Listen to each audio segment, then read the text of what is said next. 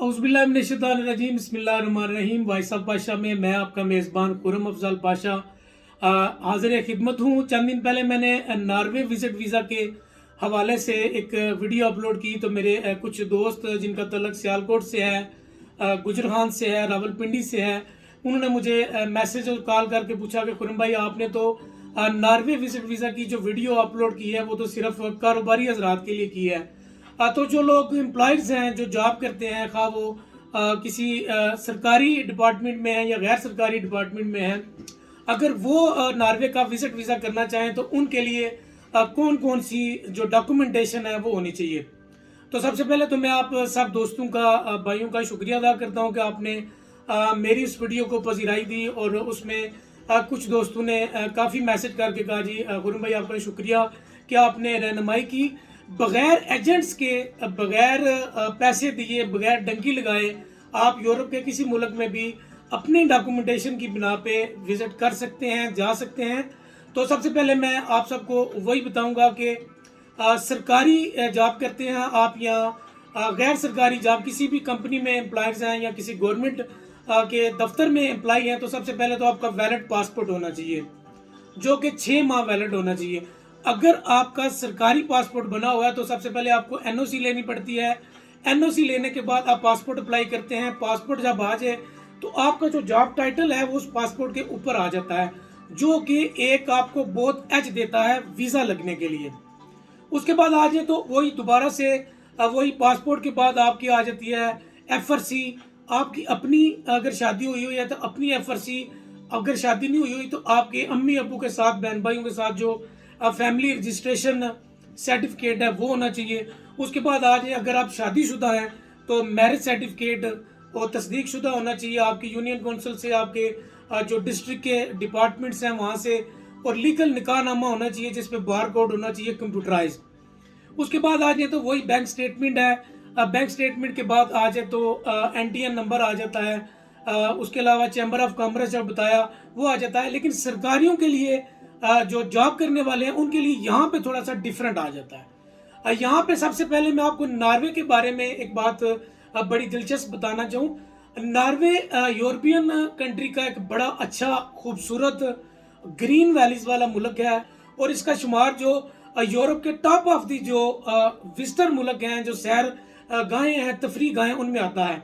Norway का visit करने के लिए नॉर्वे का दारुल हुकूमत ओस्लो है, और वहाँ की जो करेंसी है वो क्रोने है। आजकल जो क्रोने का मार्केट रेट जा रहा है वो तकरीबन 25 से 26 रुपए पाकिस्तानी के बराबर है। इस हिसाब से आपने अपना बजट मैनेज करना है।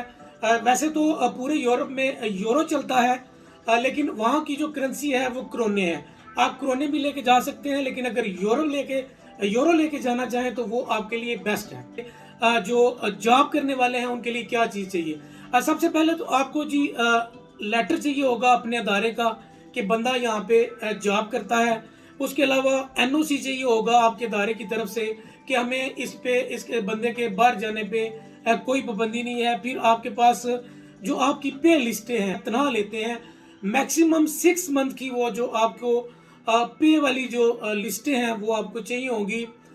वो आपने 6 मंथ की आपकी जो आपके बैंक में अगर अकाउंट में आती हैं तो वो बैंक से ले लें, नहीं तो आपने मैनुअल भी बनवा लेनी है, लेकिन बैंक की अगर आप लेंगे तो वैलिड होंगी। सर्टिफिकेट है आपके अदारे की तरफ से, सर्टिफिकेट होगा। एक सर्टिफिकेट होगा जी ये हमारे अदारे में ये बंदा जॉब करता है। दूसरा सर्टिफिकेट ये होगा पे स्लिप के साथ साथ कि ये बंदा इतनी छुट्टी इसकी आपने मंजूर कर ली है। जब आप एप्लीकेशन छुट्टी की देंगे तो वो एप्लीकेशन जो आपकी मंजूर हुई होगी वो आपको बताएंगे कि इसकी एप्लीकेशन हमने मंजूर कर ली है, वो होगा। उसके बाद आपका ट्रैवल प्लान होगा, जैसे कि मैं पहले अपनी वीडियो में बता चुका हूँ कि टिकट्स आपने करवाने हैं, इंश्योरेंस आपने करवानी है, ये ज़रूरी चीज़ें हैं। सैलरी स्लिप इसमें शामिल हो जाएगी। उसके बाद आपका एनओसी शामिल हो जाएगा। और बगैर किसी एजेंट के, मैं बार बार अपने दोस्तों को ये बताता हूँ कि बगैर किसी एजेंट के, किसी एजेंट को हायर किए बगैर आप अपना नॉर्वे का शंगन वीज़ा अप्लाई कर सकते हैं।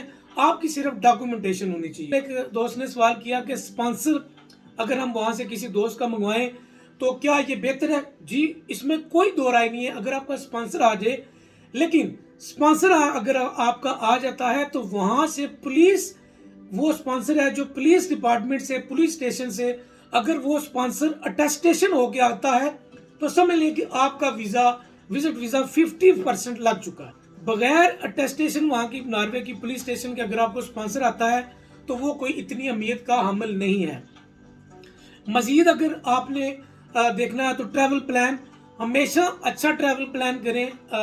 नॉर्वे खूबसूरत मुल्क है, वहाँ की जो बेस्ट होटलिंग है, बेस्ट आपको जो वहाँ की सैरो सियाहत के मकामात हैं उनको प्लान करें, अकेले प्लान करें, दोस्तों के साथ प्लान करें या फैमिली के साथ प्लान करें। इन तमाम चीज़ों का आप ध्यान रखेंगे तो बिजनेस लेवल के लोग हैं वो भी बैंक स्टेटमेंट की बुनियाद पर अपने दीगर जो कल मैंने अपनी वीडियो में डॉक्यूमेंटेशन बताई थी उसकी बुनियाद पर जो वीज़ा लग सकता है। सरकारी लोग हैं जो जॉब करते हैं वो भी इन डॉक्यूमेंटेशन की बुनियाद पर अपना वीज़ा लगवा सकते हैं। अगर उनके पासपोर्ट पे एनओसी उनके अदारे के मिलने के बाद उनका जॉब टाइटल लग जाता है, कोई वकील है, कोई प्रोफेसर है, कोई टीचर है या किसी भी शोबा ज़िंदगी से तल्लक रखता है, उनके जो पासपोर्ट पे अगर लग जाता है, उसकी ये डॉक्यूमेंटेशन साथ लग जाती है, तो यकीन मानिए कोई इतना बड़ा मसला नहीं है कि आपका वीज़ा ना लगे। मजीद मालूमात के लिए अगर कोई सवाल आपके जहन में आता है मुझे मैसेज कीजिएगा। बार बार मैं अपने दोस्तों को यही कहता हूँ कि एजेंट के हथे बिल्कुल नहीं चढ़ना।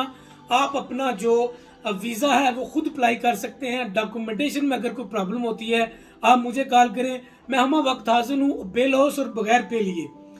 मेरे चैनल को सब्सक्राइब कीजिएगा, लाइक कीजिएगा, शेयर कीजिएगा और ढेर सारी दुआओं में याद रखिएगा। अल्लाह हाफ़िज़।